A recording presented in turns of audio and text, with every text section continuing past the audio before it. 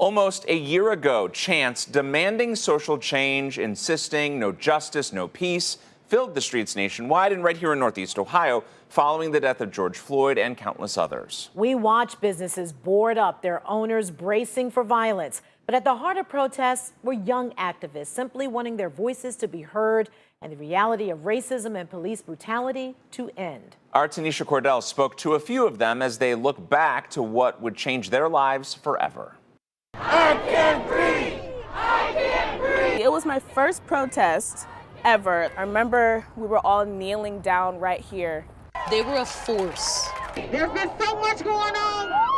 His life did matter. We are not here to cause violence. Their voices loud. Hands up, don't shoot! And clear. I was actually on edge. It was just like, who's next? What's next? Yet their pleas muffled by destruction. That's when I knew that the protests shifted, the mentality shifted, and it stopped being about fighting and it started being more about attacking. Their efforts to organize threatened by opposing mindsets. I received death threats, phone calls from grown adults threatening if I don't cancel the events, they're going to show up with rifles and stuff like that. Still, they chose to fight. I can't tell you what to do, but I can help. I can use my platform to get something across. Say his name! They chose to lead a revolution for change. Talk about how important that is. I mean, and you being white, Yeah. you know? Yeah, I think that people, just because an issue is not affecting you, you should still speak up about it. This, after watching life end again and again.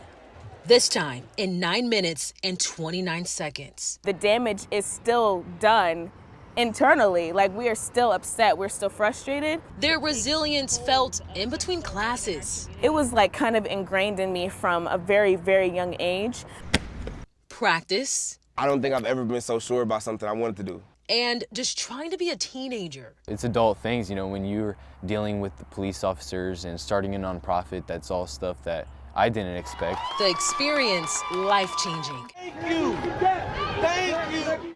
Fueling their activism. We're making changes, but it's not enough. And newfound responsibility to carry on the fight for systematic change. My life matters not just because I am a brown-skinned person, not just because I am a woman, but because I am a human being. And we all deserve the right to have rights and live freely on this earth, especially in this country. I can't breathe! I can't breathe!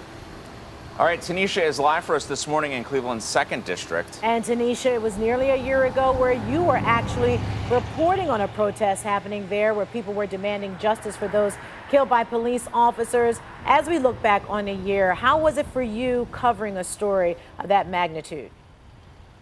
Yeah, that one specifically was for Desmond Franklin, right? The 22-year-old father of 4 who was killed by an off-duty Cleveland officer here. So, I mean, that was just emotional, right? You had the family here, and each rally we go to, it's never easy, right? I mean, but you heard the crowd and being so diverse, so many people of different backgrounds coming together.